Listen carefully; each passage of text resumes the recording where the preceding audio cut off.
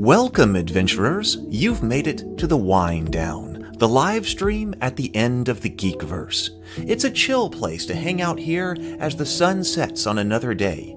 We're here to have a little chat, reflect on the day's successes, and prepare for a better tomorrow. So settle in with your favorite beverage this evening. May I tempt you with a cup of chamomile? Why, thank you, Dory. I would love a mug of tea this evening, but perhaps you would rather have some coffee, though I do recommend a decaf this late in the evening. Or perhaps maybe a cold brew is more your style. Oh, no, thank you, Dory. A little red wine. For me, I think. Sounds like an excellent choice, Gandalf. Whatever you want, it's yours. Could I offer you a bourbon, a martini, an old-fashioned, or something perhaps a little stronger? Ugh. Well, I mean, if that's really your thing, then okay, but I hope we can find something a bit better than that. Romulan ale? Why, Bones, you know this is illegal. I only use it for medicinal purposes. All right, now we're talking. I'm Heath, and I'll be your host. Welcome to my home. Come one, come all, writers, artists, sculptors, storytellers, board gamers, streamers, dungeon masters, fans of sci-fi, fantasy, geeks of all kinds. Whatever your fandom, you have a place here. For soon it will be time for another long rest so that we can recover our hit points, our spells, and our abilities, so we'll be ready to fight on for another day tomorrow. But first, we all need a little time to reflect, because you've survived another long, perilous day of wilderness treks, dungeoneering, and random encounters, and that's worth celebrating. Let's tell the tale. It's time for the Wind Down. It will improve your life. It really will. Give it a chance. Here we go. Good evening, everyone.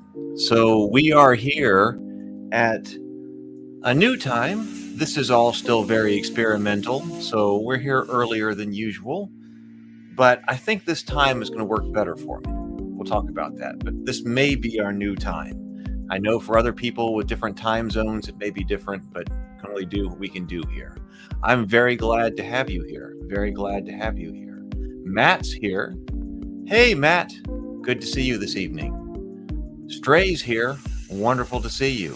And welcome. I'm working on that. I'm working on it. Good evening. How are you doing? I hope you're wonderful. So welcome to the Wind Down. So I do have some things to talk about at our new time this evening. But first of all, we should breathe. Breathe.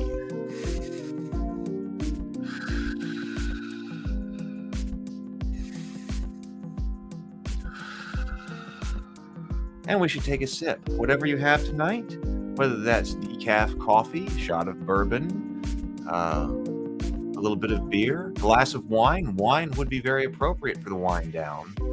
Here we go.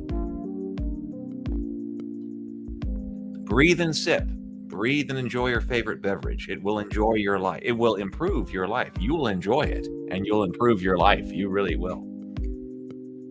So, we've got some things to talk about tonight. But first, why are we here tonight? We are here to reflect on the day, to see what went well, what needs improvement. If things went well today, then we're going to celebrate. If they didn't, we're going to think about how we can improve for tomorrow. We've got more information from today to be able to have a better tomorrow. I hope that you're happy with your day.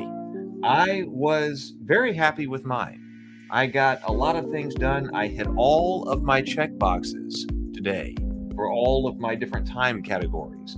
I didn't quite get done with my big rocks list, and that's because, once again, some of these big rocks take longer to put together than others, and that seems to be a theme. Was this 3 nights running here? That we've got 3 nights running with that idea. Sometimes things do take longer than you were expecting, sometimes they do, and if that's the case, then, well, we just have to keep at them tomorrow. So the key here for me seems to be getting sleep under control. And that may be the case for you. So I was having trouble with that like earlier a week ago. The first problem with sleep is that when I was actually in bed, I wasn't sleeping. So if that doesn't work, then obviously sleep's not working. The next thing is making sure that you're sleeping at the right time. And when I can get up at 4:45 in the morning and be here at my desk by 5 a.m. Almost guaranteed. Every time that happens, seems like that ends up being a really good day if I can do that. So that's why I started the morning anchor, or the early morning anchor. And that's just a tweet. I'll put the Twitter and Instagram there. Because I realized, was that yesterday or 2 days ago, that we might need an additional anchor. Because I really want the grind, the morning grind. Of course, it's a great way to start the day, but I also would like for it to be a bit of a celebration about getting some things done. It's also kind of a first big break. So this morning, I was able to do 4 hours worth of work before the morning grind started. Maybe you can too. Time zone's different, maybe an issue, things like that. But if you got up, you got a large chunk of work done, then you joined us for the morning grind, enjoyed the geekdom, talked about all kinds of things. We talked about death magic today. It was really good. I really enjoyed today's discussion. We talked about death magic and how to incorporate that into our games. The philosophy of death magic, very controversial. If you didn't see that stream, you might want to check that out. Because insta-kill spells, very controversial in role-playing games. But we talked about the philosophy of how to integrate them into our game by looking at the supplement Death Magic by Sean Punch. Very good. I recommend it if you did not see it. I definitely recommend watching it. So, I hope you're happy with your day. I hope you're happy with your day. If you have questions, please put them in. You know, I've got some things to talk about today. Like if I've had things on my mind, we can talk about them. But I've noticed that these wind downs go better if you have questions or you have things to talk about as well. So if you do, put them in the chat. Originally, and this is still highly experimental, but originally I kind of thought that this stream would go for like 25 or 30 minutes in order to check in and kind of do our thing. We've had some really great conversations here in the evening, and that's fine. If we get talking, that's fine. That's one reason why I moved it a bit earlier, because if I want to get started early in the morning, I got to make sure that I have enough time to sleep, and get up early in the morning. Maybe you do too. Don't want, too little time between the wind down. And we were calling it the call to adventure, the morning call to adventure. So I'll be tweeting out like a watch or something like that. Or I'm trying to, might not make it. But if I can get up this morning, I tweeted out the watch. So you knew I was up at 5:07 that went out. So could work for you. Could be another anchor for you in the morning. Did you have certain victories? Did you have certain victories that you want to celebrate today? If your day went well, things happened, put it in the chat. We will call that up and then talk about that as well.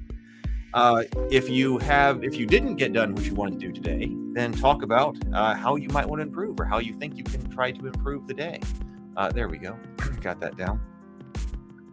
And how you're going to improve tomorrow. Maybe you have a recommendation that can help everyone else out tomorrow. Did you have a random encounter? Did something really weird happen to you today?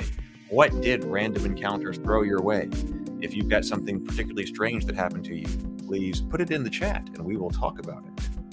So also think about how you should use this time. You can think about how you use this time and how you use the morning grind, because this could be part of your day's productivity schedule. You could be using this time for some drawing or sculpting or doing some yoga or stretching or doing some workouts. Maybe in the morning grind, you do work and then you listen to the morning grind while you work out. I don't know. Think about how you use this time, because it happens to be part of our human biology that we can both watch something and listen to something, do some audio task, listen to something with our ears while we are doing a visual task or a motor skill task. That's why you can both drive your car and listen to your radio. You don't wreck your car as soon as you turn on the radio, because we can do audio things, listen to the radio, while we also drive our car. So you could integrate that into your schedule with the morning grind and the evening grind. This may be, you may be able to tell, last night, I was kind of dragging, and I wanted to be sure that I got the morning started on the right note. So I feel much more, I'm still mellow, but I do definitely feel like I have more energy here this evening for a little bit of discussion and whatever.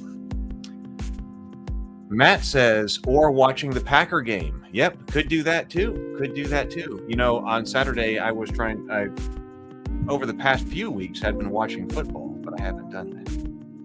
Oh, hello. Greetings. Welcome, Alberto. Good to see you. So that's what we're thinking about here. Now, what am I thinking about today? Well, what did I do? Well, I hit a bunch of things. I got email done. But some of my core creative time today was spent setting up new tech. I'm trying to solve a lot of our problems.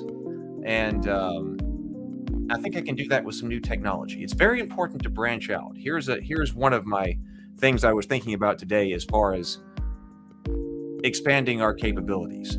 Because, you know, as the old cliche goes, when all you have is a hammer, everything looks like a nail. So if you only understand one way to do things, then you're kind of going to have to use that way over and over and over again, even though there may be a better way to accomplish your goals. And of course, have definitely been in the physical space, physical tabletop gaming, making physical items. Did you see the action figures this morning? Did anybody not see the action figures? I was extremely happy about the action figures this morning. We could take a look at that if you didn't see them this morning. I was on such a high this morning when I sat down here at the computer and I had action figure information from the manufacturer. If you didn't see that, we can take a look at that here. I would love to watch it again. Maybe it'll do something for you, inspire you as far as projects and things like that, because this was a major win and a major victory, I think, today for me. But anyway, if all you have is a hammer, then everything looks like a nail. And so today I was trying to expand myself with technology because people had told me, look at Tabletop Simulator. We needed a way to play test games online because we are an online community, and that kind of makes things difficult when we're in the tabletop gaming space, right? We like tabletop games, and I highly recommend getting together with your friends at the table if you can. But if you can't, then what are you doing? You're not doing gaming? So I had downloaded Tabletop Simulator today, and actually I had someone, the Nose Plays, tell me, oh, I see that you downloaded Tabletop Simulator. And I was like, how did you know that? But it updated my Discord status on the Ravenkeep web server that said, hey, I was now playing games in Tabletop Simulator. I wasn't playing games, but I was checking things out. I'm trying to learn. I think that I got soured on virtual tabletops when I tried to build out a couple of my games years ago. So see, I should have looked again. But years ago, I built out games for Rain Studios when I was working with my brother on Tabletopia. And I don't know what its status is now, but I'm talking about years ago. And of course, we had complicated games too, and it took a lot of time. And so I had kind of been holding off on that. But I think it would be great if maybe there is a great solution, and maybe it's a Tabletop Simulator. You got to buy that from Steam. But on the other hand, there might be there is a lot of stuff on there. There's a tremendous amount of stuff on there. Maybe we can integrate that into our play testing, whether that's something I'm doing, something you're doing, together as a community. I just got playing with that and trying to learn about how to mod stuff up to see if it's even possible to put the ritual stuff up there. But it might be. I don't want it, because I didn't want it to take years and years. I didn't want to take years, forever to try to put up something on Tabletop Simulator. But it seems like might be able to do that, and I think that would be fantastic. If you're on the Ravenkeep Discord, I did put a place for the wind down in there. I'm not checking Discord. I just put that as a chill place for people who might want to talk during the wind down and not be public and be put up on screen. If that's the case, then that's the place for that. So I spent the time looking at new tech. That was part of my core creative time, and I think we're going to have something really promising there. Be able to come together for tabletop. I should have probably done the Tabletop Simulator much earlier. Are people here already using that? Do you already use Tabletop Simulator? Oh, Stray says, once you get the hang of things, it gets easy. I'd point you towards the One World mod, simple to look up, how to use on YouTube. Somebody also sent me a table mod to look up. I'm going to make note of that right here. Look up One World mod. on Tabletop Simulator. Right, I have made note of that, so I will check that out and see what's going on there. I appreciate the suggestion. I think I'm feeling like a lot of good things could start to happen. I'm thinking about a lot of good things that could happen. We went over the fact that this is the earlier time for the wind down, but I think that's better. Here we go. Inner lights here. Wonderful. Yep, earlier evening here, but I think this time's gonna work better. We will see. Oh, thank you, Stray. Glad to have you here. So, okay, so now I do know that continue to, if you have questions, like I said, questions or victories to celebrate or random encounters, please let's talk about them. Are there people here who did not see the rabbit prototype? Highlight? What is that?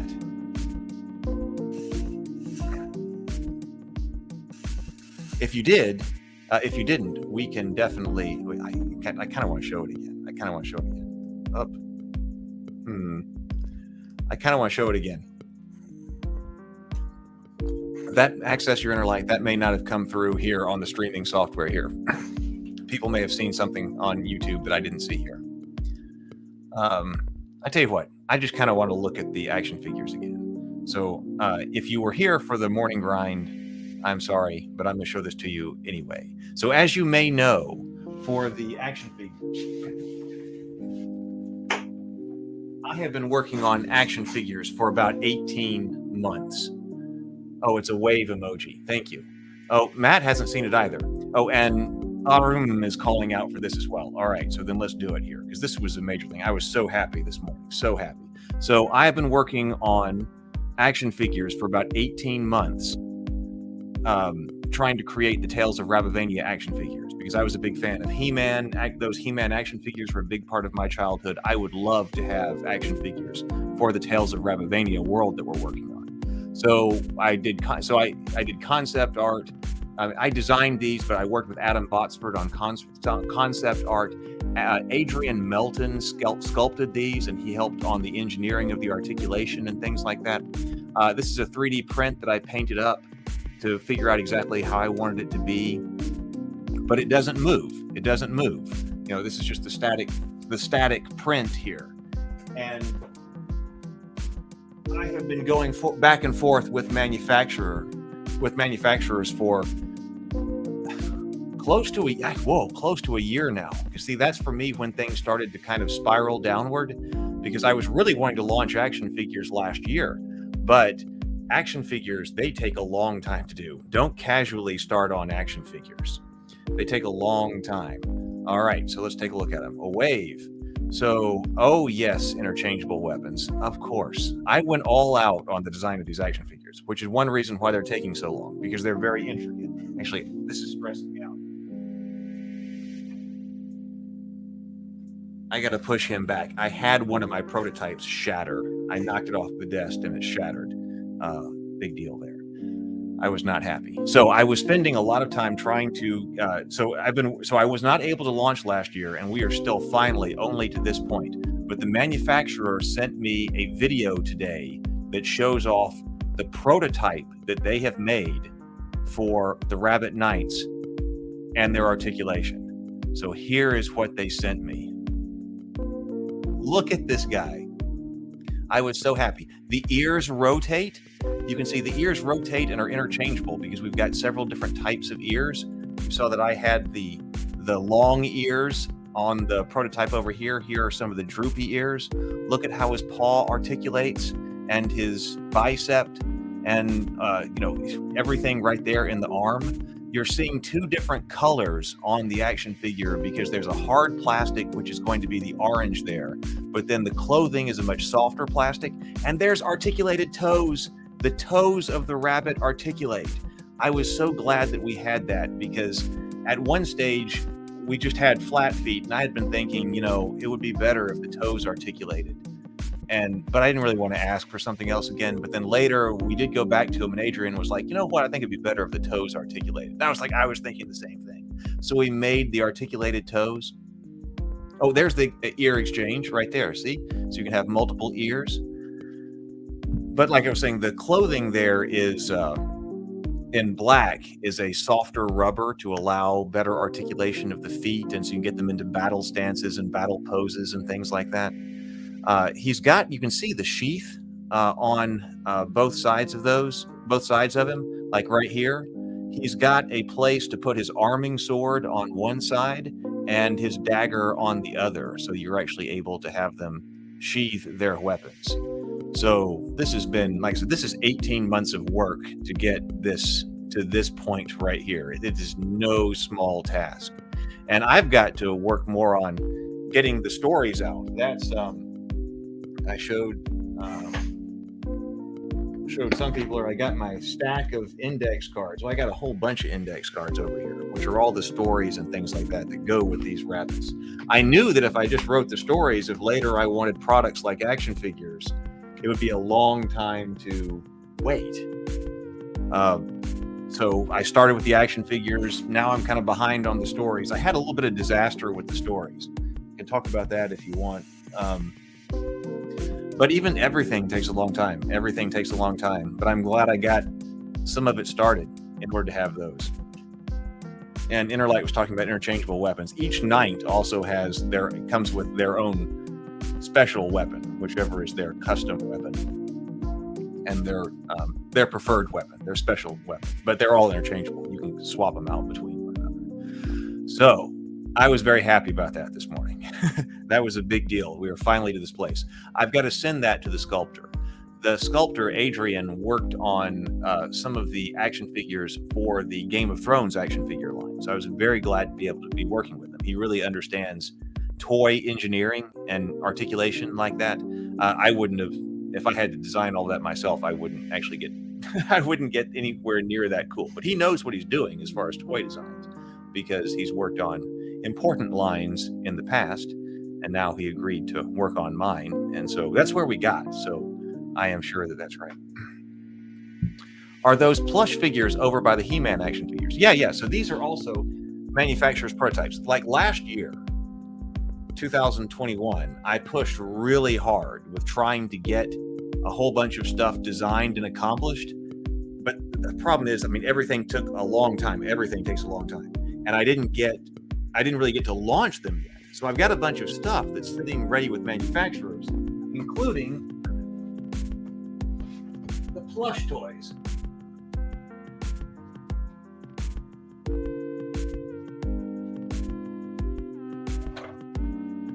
So one of the things that I want in the Tales of Rabavania is to have plush toys.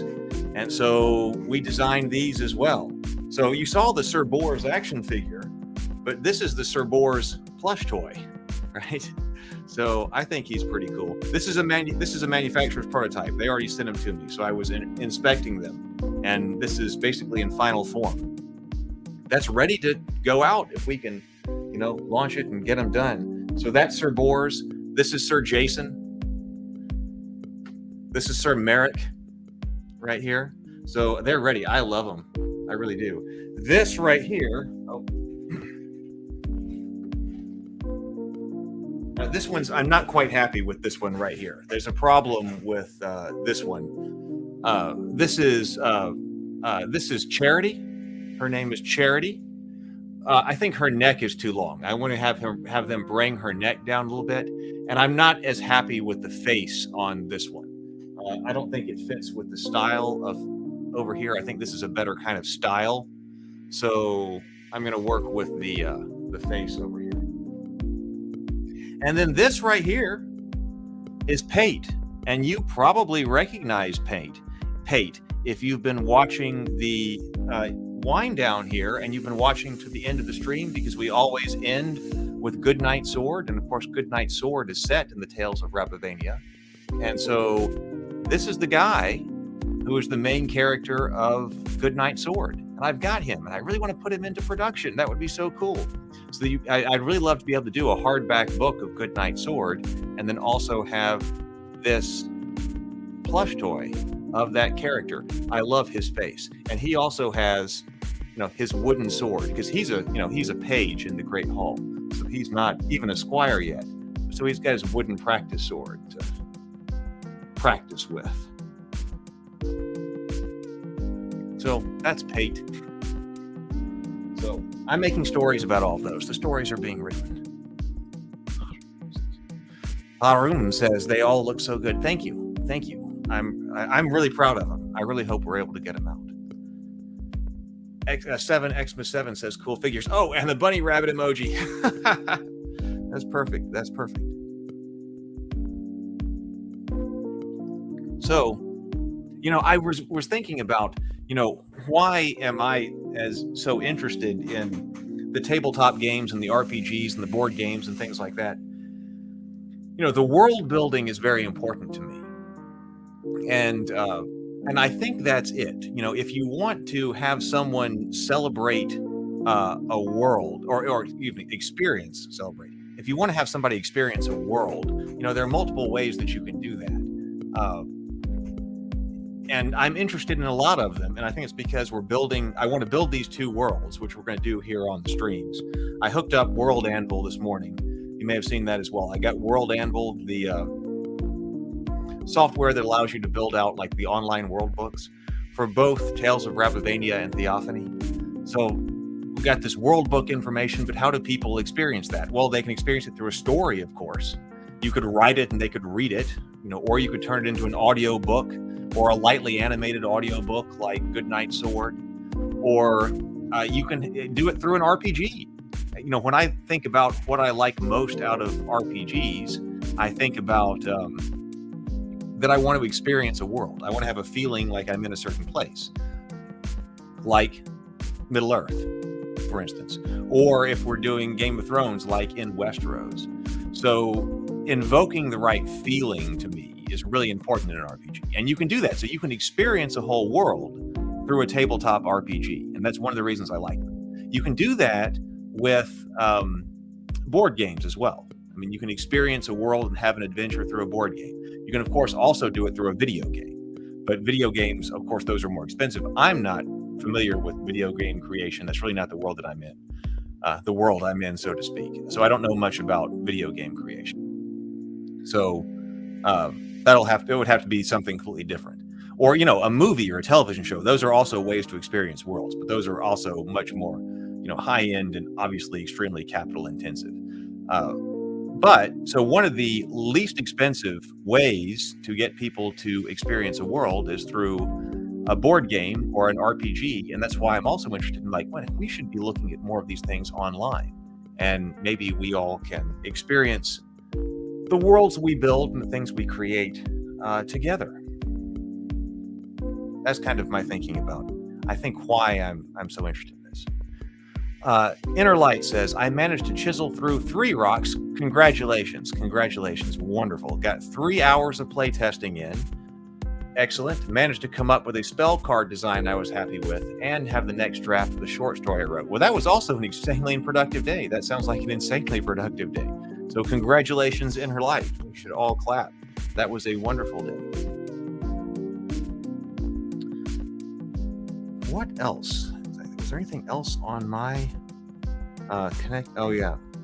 Those were kind of the things that I was thinking about today. I did send out, I don't know if this person's here or not, but I did ship out some of the mugs today. So I'm shipping out mugs, the Cultist Coffee and the Witch's Brew mugs personally from my living room. And I didn't get a chance to send them the shipping notification, but that did go out. So your mugs are headed your way. Thank you.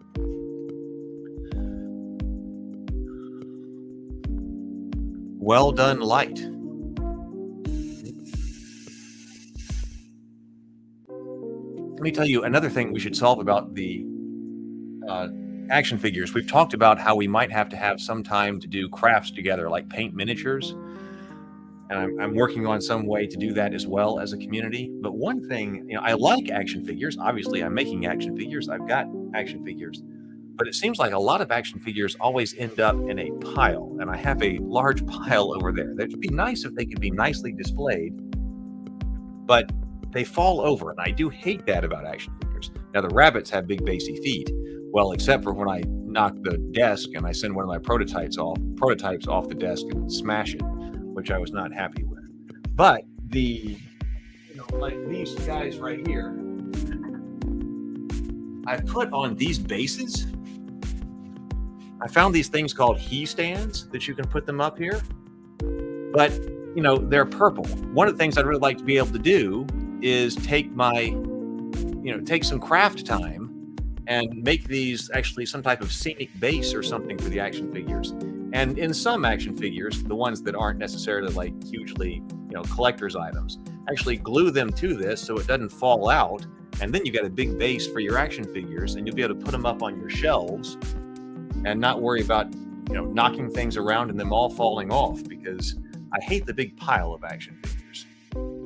So trying to fix that, but I haven't gotten to do that yet. We need more craft time. You want us to design an action figure stand or shelf? Well, no, I think I just need time to actually turn this into a scenic base. And I'm thinking about that for the rabbits as well. For my prototypes, and again, I haven't been able to do this as well. I got oak discs. I think they're oak. I mean, they could be something, but they're wood discs that I thought looked pretty forest-like and things like that. And I want to glue my original prototypes to those, so they've got an even bigger base. That way, if they do fall off or get something, or at least they're unlikely to fall off. If they fell off, they'd still get smashed because they're so fragile, because they're the resin prints. But but I would feel better if they had like really large bases on them. But I haven't got a chance to do that as well. So that's another craft time. We should do that. Stray says they have those stands in Japan. They are stable in case of an earthquake. Yeah, well, that's what I need. That's what I need. The problem with these is that sometimes they do come off, but I don't mind gluing like some of my action figures to them. I wouldn't want to do that with like the movie He-Man and Skeletor, but like this one. This one is a custom one I did. This is Wundar. And the channel actually has where I went down to the workshop, one of the few action figure related videos right now, where I went down to the workshop and made him out of a He-Man. I always, I wanted to make a custom one of him. And when I found they were re-releasing the He-Man figures like this, I went and bought them. I went, oh, well, that's cool, because they had like 5 of them. He-Man, Skeletor, Beastman, Tila, and Man-at-Arms. But of course, they've actually come out with Wundar. They've come out with all of them, re-released everything. So didn't really have to do the custom. But it was still, this was like a, an afternoon in the workshop. Maybe not even that. Fun projects. All right. Had success. Didn't have any random encounters or weird stuff today. Do you have any thoughts on the death magic? I was just talking to Nimdoc on Twitter about death magic, and he was talking about how he doesn't like it as well. But we really, I think it's something that we should be able to integrate if you want it. I think there was a lot of information there in that book that Sean Punch wrote to consider. What should we talk about tomorrow? That's one thing I didn't do. I was told to check out the low stakes RPG because I am interested in trying to come up with an RPG for the cultists. Not a big thing, something light. I had been thinking about the deck of cards that goes with Fate called It's Not My Fault. I've really enjoyed playing that, especially with younger gamers. I can play this game called It's Not My Fault. You can create characters just by selecting a few cards and then just try to immediately throw people into a very zany adventure. I mean, it can be zany, it could be serious, but kind of lends itself toward a lightweight, high adventure kind of game. And I had been thinking, well, maybe you could do something like that with the cultists. But Trey, who I don't see right here, but he's typically around, Trey said, well, I've got this idea for this, or there's an idea here. There's this RPG called Low Stakes, which might go great for the cultists. And it looked like it had some art that looked like people going through graveyards and things like that. So it might be really cool. So I'm thinking about that, making that tomorrow's topic and seeing about creating a, lightweight RPG for the cultists. Because I also think that would be fun. Like I said, I can think of lots of games that would be really cool to run for like one-shots and especially party kinds of things. Because it's difficult to get people together. And it's even more difficult to get people to commit to like 20 levels worth of, week after week after week getting together for a game. There are lots of things I can think of that I would like to do if I just had, one shot. And a one shot that was played in the world of the cultists, where there really are zany stuff going on. It's a comedic RPG where everybody's a witch or a wizard or some type of cultist, and you're having to handle some kind of problem. That would be something I'd want to do. That could be a really fun hour or hour and a half or 2 hours at the gaming table. So maybe the low stakes RPG game is one that we should take a look at and might be appropriate for that. Has anyone played that one? Kind of feeling like that will be tomorrow. Innerlight says, that's another reason I like swords and six-siders. Max level is 6. Swords and six-siders is one we're going to have to take a look at as well. I know you mentioned that one before, so swords and six-siders definitely has to be. Have people played all the way up to level 20? I don't think that I have ever even actually gotten a D&D character all the way up to level 20.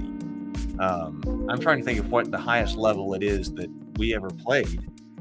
Even though I played a lot, even when we were in regular games in high school and things like that, we ended up with other ideas. All right, hold on, this person's going to run a game. This person's going to run a game. We always had great times. We played a bunch of different adventures, but I don't think that I have ever gone level 1 to level 20. And I was talking about sometime that one of my favorite games that I ever played in was one that somebody ran. It was basically a one-shot where we were level 0. It was a fantastic story. The GM was fantastic. So that's what matters.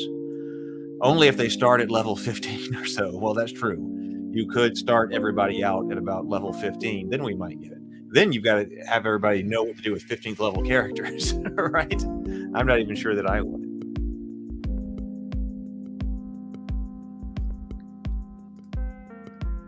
Stray brings up the ICRPG, and I did love that one. We looked at that one on Morning Grind a few days ago. So our examination of the index card RPG is still up on Morning Grind. So you can find that one. And the creator of the game was in the chat with us, and that was fantastic. There were a lot of things that I liked about the index card RPG.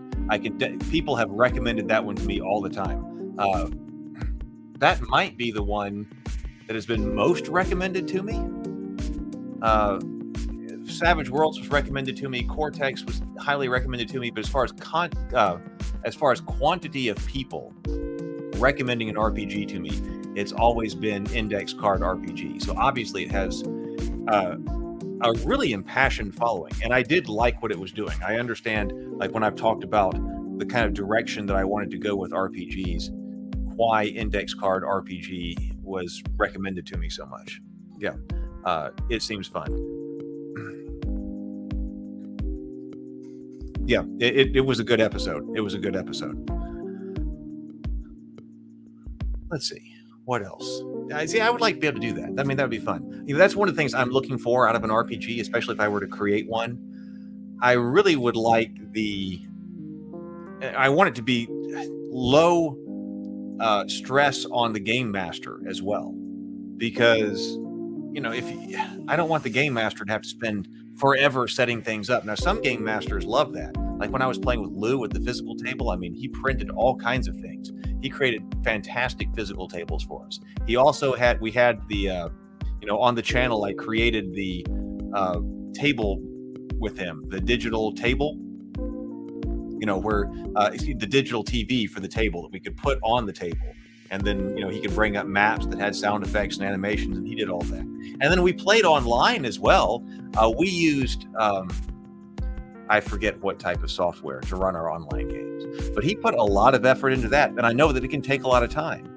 But on the other hand, if you want I want somebody to be able to run a really cool adventure with having the idea for the story and the setting and what's going on, with really having little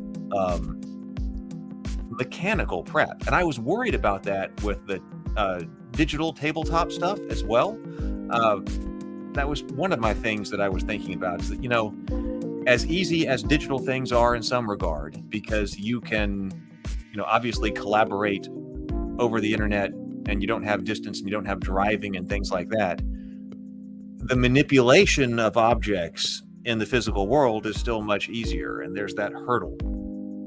So having to set something up that is really complicated, and then also something that is difficult to manipulate, is a lot. We shouldn't be expecting more out of our game masters in a digital environment. And I've heard that complaint that, like, well, what does it take to run an in-person game, especially when COVID was going on and all of that? And what does it take to run an in-person game? I was hearing some game masters say that, well, oh, we got a call for more smoke. Thank you. Don't let me forget. We should breathe too. Breathe.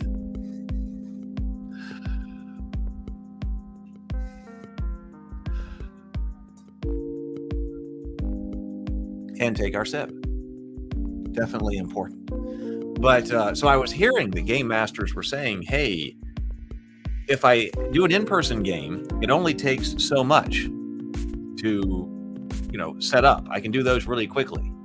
But when I go online, my players are actually expecting more to set up like fog of war inside the software and having custom whatevers for, all the individual tokens and the tables, virtual table setup and all of that. And that's not good. The players can only be expecting so much out of the game master. And we certainly don't want, or I don't want the game master to feel like people are expecting more out of them than they would be if they were meeting at the physical table, or it taking much longer or longer at all to set up. I don't want that. So if we had some way where it was easy, it needs to make everything easy. The digital environment makes some things easy. We don't want it to make other things hard. We want it to be all to be easy. Stray says, I have players that are war gamers at heart and need the grid and terrain. Theater of the mind is where I'm at home. Seems to be a dying talent. Yeah, I don't mind theater of the mind. I mean, that's how we always started and things like that. And all of these, all of the fantastic terrain and the miniatures and the 3D prints and the 3D terrain and stuff like that. I do love that too. There's a place for it. There is a place for it. But, when I'm talking about the experience of the world, what I really want to do is be able to experience. If I'm the player, I want to feel like I'm in the world. I want to experience like being in Middle Earth or whatever world it is. And, we've talked about on here before, in all things, we can always think about what's the most we could do. We could sit here and fantasize about what is the most that we could do as players or as game masters to run this game. Well, when you start to think about what the most you could possibly do is, you just can go to the moon, in your mind, thinking about all of these. I'm going to have the Dwarven Forge setups, or I'm going to have all this 3D printed. Everything in my game world is going to be represented by these 3D models, and I'm going to have a specific miniature for every single PC and even NPC in the game. Every time there's a new encounter, I'm going to have just the right miniatures, and they're all going to be painted up, and the room is going to look like this or whatever it is, like a dungeon environment, and I'm going to have the fog machine going, and we're all going to wear costumes, and there's going to be a sound effects generator in the room. When you think about what's the most you can do to invoke the feeling of a world and have a great time at the gaming table, you can always think about, you can go to the moon in your mind, but that's very difficult to do. And then you get depressed because you didn't have or realize this thing that was in your mind. Much better to think about is what's the least you can do. I want to, let's say, have a fantastic adventure in Middle Earth. I want to have, I've got this adventure in mind. I want people to experience Lothlorien or Mirkwood or the Shire or the city of Dol Amroth or whatever it is. That's what I want to happen. I got this great idea. We're going to have a lot of fun in 2 hours, or whatever time you got, 2 to 3 hours. That's a lot of what people have as far as gaming time. We're going to hit that running. I'm not going to spend 4 weeks setting it up. I just want to get to the table and I want to have a fantastic adventure. Actually, one of the worst gaming experiences that I ever had was when I was trying to do something like that. This was when one of the Lord of the Rings movies was coming out, and I forget exactly which one it was. I don't think it was The Fellowship. It might have been The Two Towers. We were going to have a gaming night. My friends and I were going to have a gaming night, and then we were going to go to the midnight showing of the movie. and I wanted to run a Middle Earth game, right? And I said, let's have an adventure in Middle Earth before we go to the movies. I had all this planned out. I had even created a whole bunch of props for the game. I had created the scrolls and things to hand out, as player props. There wasn't like 3D printing at the time. There wasn't all of that. It wasn't that. But I mean, as far as creating props, planning out the adventure, all of that, I was really excited about doing this. I got to the house, but when it was time for the game to start, long before, hours before the movie would have started, and everybody decided they didn't want to play it. They decided they just wanted to play D&D instead. So I had spent all of this time prepping for this, I was thinking of as going to be this amazing Middle Earth game. And then everybody was like, I don't really know if I want to play that or not. Can't we just play something else? So all of my time that I had spent prepping was put to waste. And they're like, can't you just run this D&D module? And so I did it. I wasn't very happy about it, but I did it. And then we did go and enjoy the Lord of the Rings. So that's when I actually decided I'm going to stop putting a tremendous amount of time into game prep and things like that for people, because sometimes they decide they don't even, want to play what you design. So, that's something to think about. If you've got a game master who has spent a lot of time prepping for some type of game for you, then you should probably play in that game. That's just the nice thing to do. Inner Light says, I always start and finish with Theater of the Mind, but I'm a fan of tactical combat too. So we use the grid and terrain when it's called for. And like I said, I think there's definitely a place for that too. There's definitely a place. I like that. I have been having trouble for the stuff I'm working on, unifying that, because sometimes it feels like you're basically going to a new game. You've got the Theater of the Mind going on, and then, combat comes out, time to roll initiative, and then you switch to basically another kind of game. My favorite so far of the tactical combat games, GURPS is probably second. I mean, GURPS, you can get into some serious tactical environments in GURPS if you're running tactical combat with all the stuff. But the way Hackmaster does initiative, man, I loved playing Hackmaster. Now, there are other things I don't like about Hackmaster as far as its broader system goes, but its combat is so cool. And what I think I would do is just run that as its own game, given infinite time, right? I would say not try to do a whole Hackmaster campaign. I would say, hey, you know what we're doing? We're going to do a dungeon crawl for, whatever group of people. And so we start the game, and yeah, you're playing the cleric, you're playing the ranger, you're playing the whatever you want to play.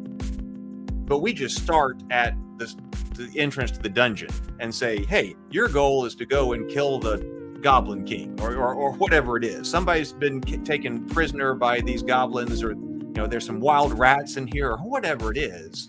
And so let's just play this very tactical RPG, but mainly kind of a tactical miniatures game for 2 hours or 3 hours or something like that. Experience the combat system, experience how cool I think that is. Maybe other people do as well, and not try to connect it to something, larger. You say, we're doing Theater of the Mind elsewhere and other adventures. This time, you're going to start at the gates of this dungeon. You're going in, and then, we're going to be hacking and slashing and killing things. Oh, thank you. Some sympathy for my Middle Earth games. That remains one of the reasons that I still want to play in Middle Earth. Has anyone ever played Palantir Quest? Palantir Quest, you can tell that I'm a little bit more enthusiastic than I was. I was tired last night. I'm feeling much better and psyched tonight, although we will not go all night here. Has anyone ever played Palantir Quest? That was one of the second edition MERP modules. I'm not sure if I have it back there, but that was a fourth edition campaign that was designed for MERP. And, people talk about different things about MERP, but we could even install a new system and then play the Palantir Quest. Yeah, it's about Inner Light says, sounds familiar. Yeah, it's about you're called by Aragorn, King Elisar, in the Fourth Age, to go and find one of the missing Palantir, because there's some of them were missing after that. So this is a Fourth Age adventure after the fall of Sauron, and then so there are some things I would modify in it, but I thought that was a really neat quest to take you across Middle Earth, and yeah, that's the one that I never ran. So who knows? Maybe one day I will. Stray, didn't miss you or didn't forget you. Have you ever asked the players a moral question that really made them pause and think? And what was it? What did they do? Have I ever asked that?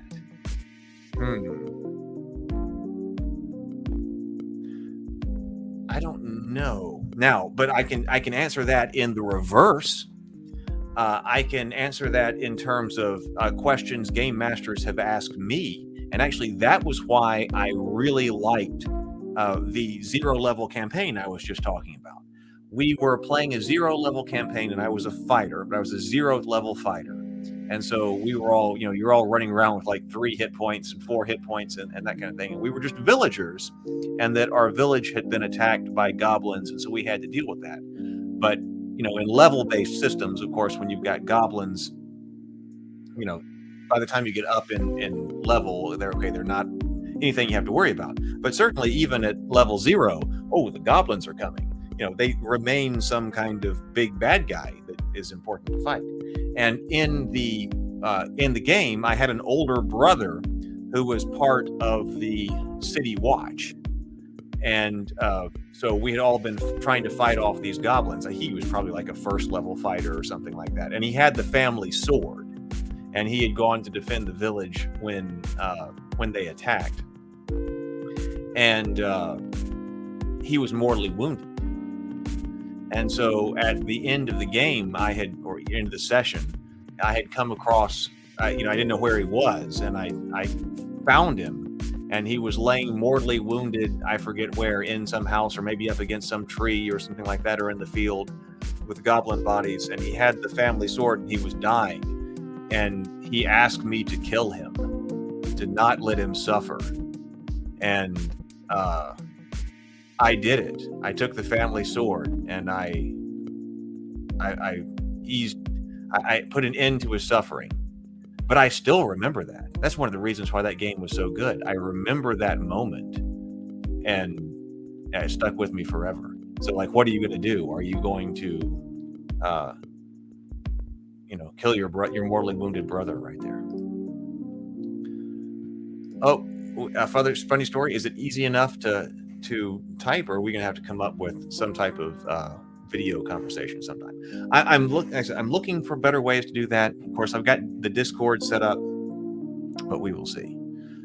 Stray says, that's rough, my dude. It was. But, like I said, I remember that to this day. And so, I remember some other fights with dragons. I remember,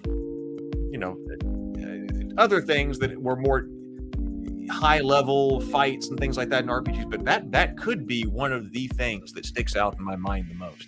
Could be that. So that's why, what have you got to have in order to have a memorable RPG evening? Do you really have to be a 20th level character, slinging spells, godlike powers, blah, blah, blah, blah, blah, all kinds of cool stuff? No, you really don't. That's why I tend to focus on some of the lower levels and things like that, because then you don't have to deal with all of the great powers and things like that could potentially, depends on the rule system, but could potentially be complicated as far as the rules go, a hurdle. So there was no hurdle to that story point, because that was all narration. That was all the theater of the mind, like we're talking about. That was all in there.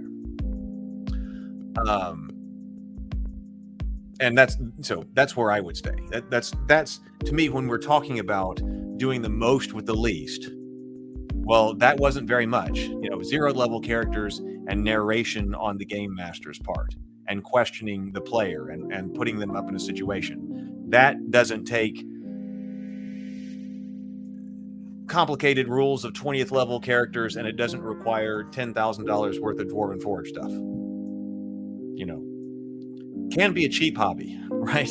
I mean, it can be. I mean, you can play. In fact, I remember at one point we tried to deliberately get back to playing Advanced Dungeons and Dragons with just the player's handbook. We would eventually say PHB only, because I had a friend, especially, it was actually the same friend who was the game master for that 0th level game. He had all the books.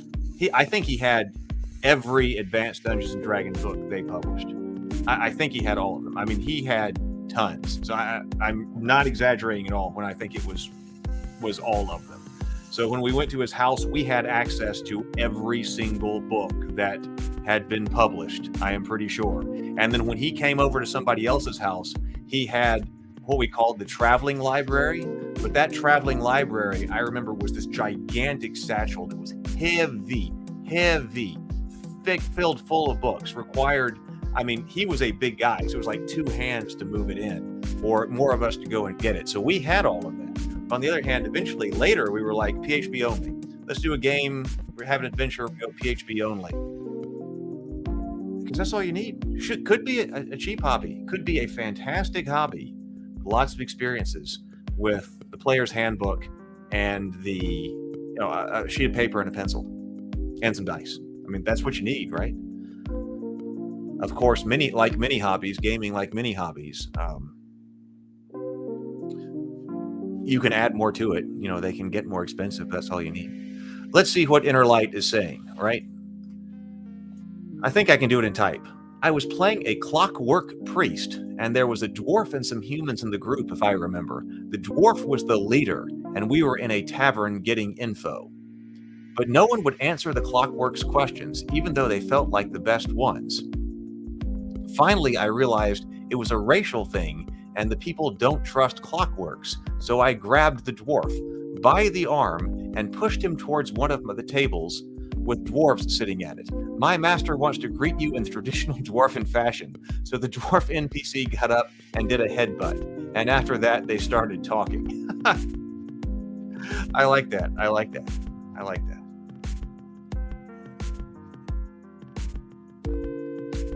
Yeah, we could share moments at the table. We need to start some of our own tables. We need to, as a community, start some of our own memories. I was thinking about that as well. I'm going to wrap this up in not too long. I've got a little bit more drink left. I'm going to wrap it up soon and then get to sleep so I can be up in the morning. We'll do the call to adventure on Twitter. So if you see me on Twitter, tag me if you're up. If you get it done, tag me. But I was thinking that's an advantage of modules and adventure modules. Of course, I like freeform stuff. Sometimes, it can take a lot of time to actually get to know a module. Some people can sit down with one of the thinner modules in like 30 or 40 minutes before the game starts, be able to run it. So some of them can be done that way. Sometimes people need more study of a module. The individual stuff is great, but also the modules and the setup adventures give us all something to relate to and talk to each other about. Did you play in Palantir Quest, or did you play in I'm having trouble call it Destiny of Kings? I loved Destiny of Kings. Did you play in Destiny of Kings? Did you play in this one? Oh yeah, I did. We solved this problem. When we came up to this, we did this. Oh really? Well, we did this. Oh, and we encountered that. It gives you a common reference to talk to other gamers about, because if you're talking to other gamers about a custom campaign, I mean, that works. You can do it. But on the other hand, you can tell, let me tell you how we got through that. And everybody understands that situation and what happened. I think that gives, a common reference point for discussion among gamers. So I think they're good. Klaus Dual Kiss, Dwarven Headbutt. What type of characters do you ordinarily play? I realize that in different characters, it seems like people tend to have 2 or maybe 3 character classes they're particularly known for. In D&D, I play a lot of clerics and I play a lot of fighters. It seems to be that fighters and clerics tend to be what I play in D&D. My first D&D character was a wizard, an evoker. And that's fun. So I played wizard, and I play a wizard in one of Lou's games. I was playing a necromancer in one of Lou's games. Actually, my necromancer in that game is actually immortalized in one of the Kobold Press books. I have to find it. I believe it's one of the Midgard books. There was a painting that was commissioned for one of the books, and Lou's gaming group was painted for it, and I was one of the characters in the gaming book. So my necromancer is actually in one of the Kobold Press books. We'll look at that sometime. We'll get it out. If it's D&D 2nd or 3rd edition, usually a paladin if I can get the stats for it. Well, okay, so yeah, so there's two different gaming philosophies there, because I remember in 2nd edition, you have to roll, especially in 2nd edition, right? You have to roll in order to get the paladin. It's a different kind of way to go about game balance, because the paladins are supposed to be rare. And so they enforced rareness by having to roll for certain things, right? And so if you rolled for them, if you made up the roll, then you could play a paladin, and that was going to be rare. Oh, here is your chance to play a paladin because they're rare. I tend to be of the opinion that now people should be able to play what they want to play, because I don't want to enforce world rarity on the PCs. That if they're rare in the world and the PC wants to be one, well, the PC happens to be one of the rare people. It was a different philosophy. It was a different gaming philosophy. It was a different time. Especially if you're going to do a campaign. If you're just doing a one-shot, I care less. In fact, it can be fun to roll up a character and see what happens. Oh, the Dungeon Crawl Classic thing, we need to look at. I want to look at that one too. But especially if you're thinking you really are going to go 1 to level 20, I don't want the players to have a randomly generated character. Like if they really want to be a paladin, then I would want them to be a paladin. Pathfinder. In Pathfinder, I think I had a sorcerer of every type on the planet. A few of my favorite characters ever were a divine bloodline sorcerer, and I played a sorcerer of lust that was super fun. Oh, that does sound fun. Oh, you're making me remember that at one of the games that I played, there was a player who played a cleric of the love god. So it wasn't the sorcerer of lust, but we had a cleric of love. And so the cleric of love, and I wonder what their interaction would be, the cleric of love and the sorcerer of lust. That's interesting. So now I have not played Pathfinder. I did get, and in fact, that's something that we should look at on Morning Grind sometime. I want to, because like I've got the new Pathfinder book. I picked this up at Gen Con when it was released. And this is a beast of a book, but I know nothing about it. Yeah, set it over here. Got lots of pick up in the morning, but that's fine. So doing a morning grind on that and looking at Pathfinder would be interesting. Let's see. And Pathfinder has sorcerer of every type on the planet. A few of my favorite characters were divine bloodline and sorcerer of lust. That's good. Human fighters when I was younger, then dwarves. Yeah, human fighters for me. I typically play human. It's a human cleric or a human fighter. Although I do love Iasamar. One of my most iconic characters ever was an Iasamar fighter in 2nd edition. He had the Cavalier lens applied to it. I really love that character. Oh, I did play a Blade Singer in AD&D once. But human fighter when I was younger, and that was an elf. So that was the fighter wizard cross. It was basically kind of like the Jedi. I think it was supposed to be like, how could we do a Jedi? The Blade Singer for the elves. So I have played an elf before. Oh, and the necromancer is half vampire. So I played so it's not always human, but it's close. Human fighter when I was younger, then dwarfs, now rat folk alchemist. Oh, that sounds cool. I like supporting the other players. We need to talk about alchemy on Morning Grind sometime. Because I love alchemy. Just like in general, as a principle, I'm a big fan of alchemy. And to me, it's never done quite right. What I've found, who knows what there's actually out there, because there's so much I don't know about. But to me, I found in games, I don't enjoy playing alchemists because they don't run well during the game. I mean, they're not. I have yet to find a game that does alchemy really well, the way that I think it should be done. And it has to do with an alchemist being kind of not a player, an active thing to do. I mean, when I think about alchemists, I think about people in the laboratory. I like supporting other players. Yeah, so I do too. Like when I'm the cleric, obviously that's what we do. When I'm the wizard, I've had a lot of fun playing that necromancer. But then obviously when you're a cleric, I like supporting others. Or when you're the fighter, well, you're out front. All right. Inner Light says, I haven't played 2nd edition. First was good enough for me, Pathfinder. And yeah, so I skipped that. That's back when I wasn't playing. I wasn't playing when 3rd edition. No, excuse me. I wasn't playing when 4th edition D&D was out. So I know nothing about 4th edition D&D. And that was when like the 1st edition of Pathfinder was out. So I completely skipped all of that. And I bought the books anticipating reading 2nd edition Pathfinder, but haven't got into it. Probably my longest, Inner Light says, probably my longest run character was Aramil Amlekir, a high elf fighter wizard who got resurrected by alienist cultists and became a pseudonatural color out of space mush. Wow. Wow. Yeah, you're right. That sounds intense. Definitely like color out of space. Well, all right. I think I'm just about to call it.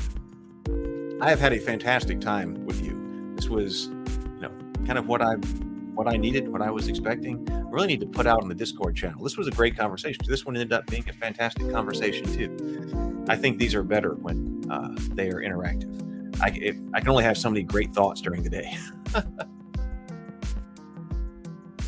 and other things to share. So is there anything else? Let me check my notes here. Well, I think that's about it. So we've been going for about an hour here. Yep. Have a good night, everybody. Have a good night. I think it is just about time to go over here and close out with Goodnight Sword. So you can think about it with the rabbits here, because you can see Sir Merrick and Sir Bors in Goodnight Sword, and of course you can also see Pate. I mean, they're back here. Plush toys. Maybe one day we'll get to make them. We'll see. All right. Well, I really appreciate everybody being here with me. This was exactly the kind of thing that I needed to wind down with. I hope that you have enjoyed it. Written by I'm E.H. closing out. Illustrated by Adam M. Botsford. Narrated by Brianna Da Silva. Part of the Tales of Rabavania.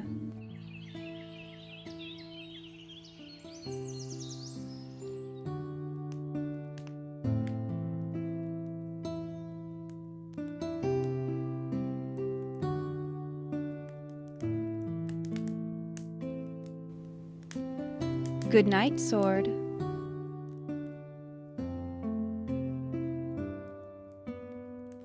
Goodnight Gourd.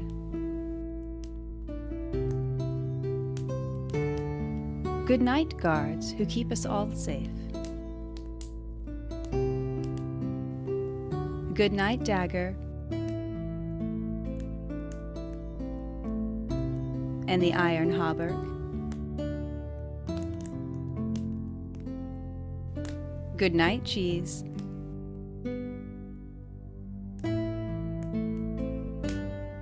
Goodnight keys. Goodnight elm. And goodnight helm. Goodnight squire. And goodnight liar. Goodnight shield. And good night to the lance only the gallant wield. Good night banner. And good night jewel. Good night gruel. Good night knights. And good night to the old soldier who says time's been cruel. Good night, maiden fair, whose favor I bear. Good night, rabbits everywhere.